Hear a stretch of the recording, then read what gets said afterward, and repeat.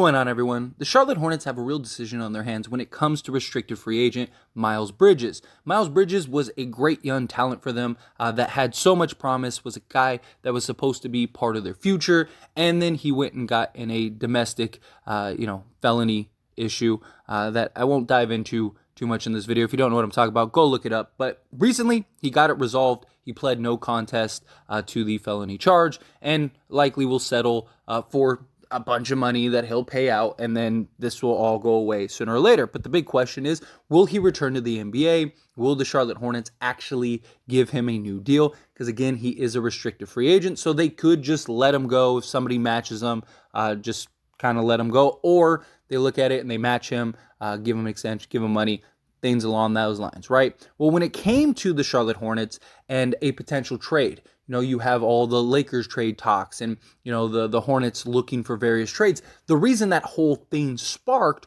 was because of Miles Bridges. They need to pay Miles Bridges. They need to pay LaMelo Ball. You have PJ Washington. That's also why they even entertained PJ Washington trade offers to begin with, because they had to pay Miles Bridges. So it was kind of like the one or the other. Then Miles Bridges went and did what he did, and it was like, okay, well, he made the decision for the Charlotte Hornets. But now that everything's kind of been resolved, he hasn't been charged. Again, pled no contest. It'll likely be settled out of court. Now it puts the Charlotte Hornets back in the position of like, do we go and pay Miles Bridges? Now, if their intentions are to pay Miles Bridges, then that really opens the floor even more to a Charlotte Hornets deal, right? The Lakers are already linked to Terry Rozier. The Hornets have wanted to take on Russell Westbrook, try to get some assets, try to clear some salary, things along those lines in order to kind of free up space for the future, right? You get Miles Bridges, PJ Washington, LaMelo Ball, those three, and you just kind of have them building towards your future. That was the original goal, and now it could be a new goal once again, and guys like Gordon Hayward, Terry Rozier, Kelly Oubre, maybe even PJ Washington, because that's, again, why they entertained PJ Washington trade discussions to kind of just choose between Bridges and LaMelo. And so now, if they do decide to go the Bridges route, they are even more incentivized to trade. Not that they weren't already, right? They're kind of a tanking team. LaMelo Ball's been out, missed a bunch of games. He's likely going to miss several more. And they're in a position to where you have a guy like Victor Wembanyama. You have a ton of talent outside of him, Scoot Henderson, the Thompson twins, and many others that really could be game changers for various franchises. Like, many people believe like the top 6 to 7 draft picks this year could potentially be franchise cornerstones. That's how deep this draft is supposed to be. As always, it's a draft. You never really know what players will turn out to be. But guys like Scoot Henderson and especially Victor Wembanyama, those two seem to be like can't miss prospects. So if the Hornets could go and get one of those two on top of LaMelo Ball, on top of Miles Bridges, you can see that the Charlotte Hornets could be a legit contender within, 3 to 5 years and really kind of just running away with the league. And so it would make sense for them to move off of Terry Rozier, who has 4 years, $100 million. Gordon Hayward, 2 years. He's got like $50 million, roughly, I believe, $55 million, something like that, between this year and next year. Kelly Oubre is an expiring deal, and then PJ Washington. So the Lakers may be able to kind of pick up these pieces. Now, obviously, Russell Westbrook, he's been great for the Lakers, right? Coming off the bench as the sixth man. So I'm sure there's a little reluctancy now. I don't think the Lakers are going to trade him just to trade him. I think the Lakers they're going to want to find the right deal. And is the Charlotte Hornets deal the right deal? Now, if you could get like a PJ Washington, I would take the chance. You know what I mean? Like if you could go and get PJ, then, I'd probably be willing to give up at least one first. I wouldn't want to give up both first, especially if you're taking on a Gordon Hayward, taking on a Terry Rozier. There were also reports that right now, like the Hornets deal, what's really holding that up is the Gordon Hayward contract, because the Hornets want the Lakers to take on Gordon Hayward. And the Lakers, there's a lot of concerns. They're a little hesitant, which makes sense. Gordon Hayward might be a perfect complement next to LeBron James and Anthony Davis. Swiss Army knife type player. A guy that can give you rebounds, assists, can shoot from anywhere on the court, can, go get you 20 a night if you need him to, but he doesn't care so much about scoring in his stats. He just wants to win and be a part of a team.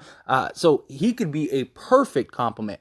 Issue is his injury history and him staying healthy, him being able to stay on the court, which is a real concern. Now, if you could get, Terry Rozier, he would solve a lot of like the Lakers scoring issue. A guy that can play on the ball, off the ball, a guy that can play off the bench, can start, whatever you need him to do. He's averaging like 23, 24 points per game this season. Although you got to imagine his point total is probably going to drop a little bit because playing next to LeBron James, Anthony Davis. But even then, let's say he goes from 23, 24 to like 17 or 16. If he's giving you that night in and night out on an effective shooting rate, which he's shooting very effectively, very efficiently this year, then now you're in a good position. You got that scorer. You could get a Gordon Hayward. If you get a Kelly Oubre, there solves your wing depth problem. But ideally, I would want to push for PJ Washington, right? Especially if the Hornets are going to pay Miles Bridges.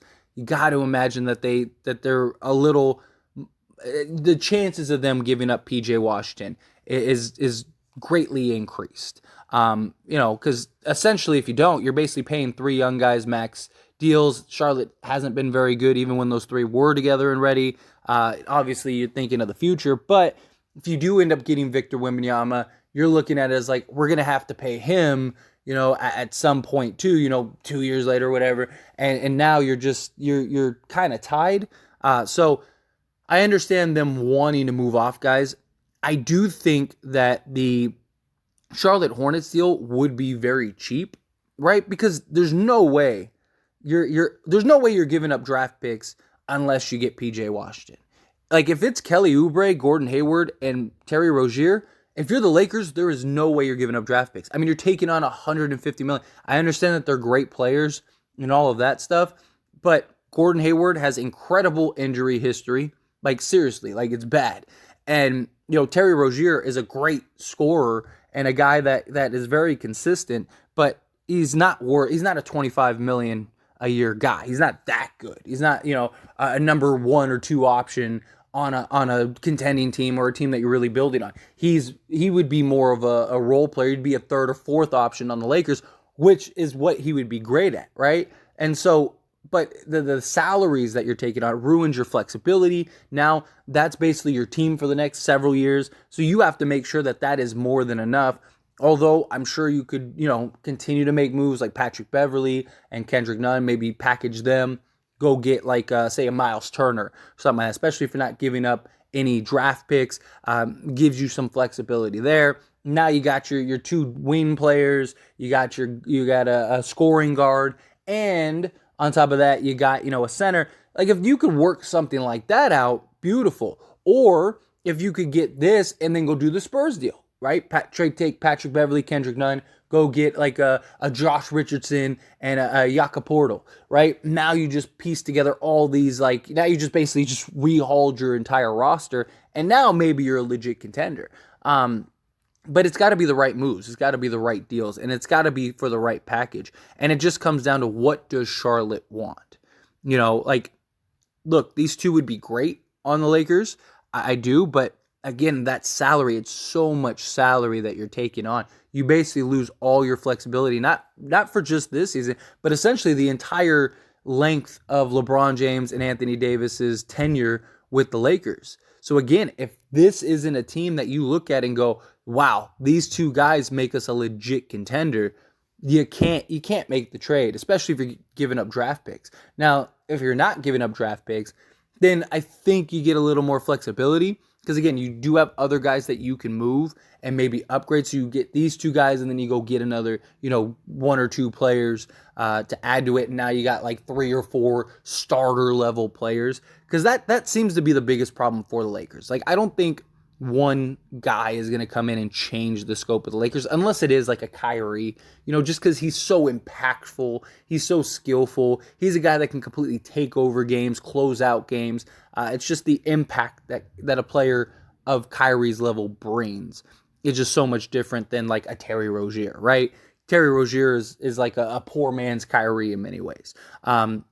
So I think no one, maybe even no two players are really going to come in and change the landscape for the Lakers. But if you could get several, then now you're talking, right? Because the problem is the Lakers have a lot of guys that are really 4, 5, 6, 7th options on a legit contending team playing as number like 3 and 4 options, right? Like Walker would be great as like your 4th or 5th guy, right? You can guard the best player on the other team, as we've seen, go get you 15 a night, as we've seen. Like, he would be perfect as like, the Andrew Wiggins role for, the Lakers, right? That would be fantastic. Guys like Austin Reeves, right? He's great. He's skillful. He's kind of like that Swiss Army knife. He's kind of like right now, he's young. He's only going to get better. But currently, he's like a poor man's Gordon Hayward, a guy that can, give you a little bit of everything, makes a smart play, makes smart reads,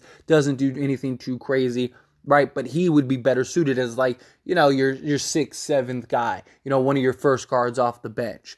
Dennis Schroeder would be great as like your first guard off the bench. You got a lot of these guys that, although we haven't seen Schroeder yet, but you got a lot of guys on this team, Troy Brown, things like that are great for depth. But to ask them to play to a, starter level role, that I think is the big concern for the Lakers, that if you could go get a Gordon Hayward, a Terry Rozier, a Josh Richardson, Jakob Poeltl, guys like that those guys are starter level guys that have been in that starter level role and now can have that impact. And now all your other guys kind of take a step back, and the production that they're giving right now it's actually a net positive because now they get to go to their more natural roles, things like that. But anyway, as always, this is a discussion, so I want to hear from you. Let me know your thoughts and opinions down in the comment section below. What do you think? Do you think the whole Miles Bridges incident, do you think that this is going to have an impact on a potential trade for the Lakers? Do you think it doesn't? Do you think it changes anything? However you feel, good, bad, ugly, somewhere in between, let me know down in the comment section below.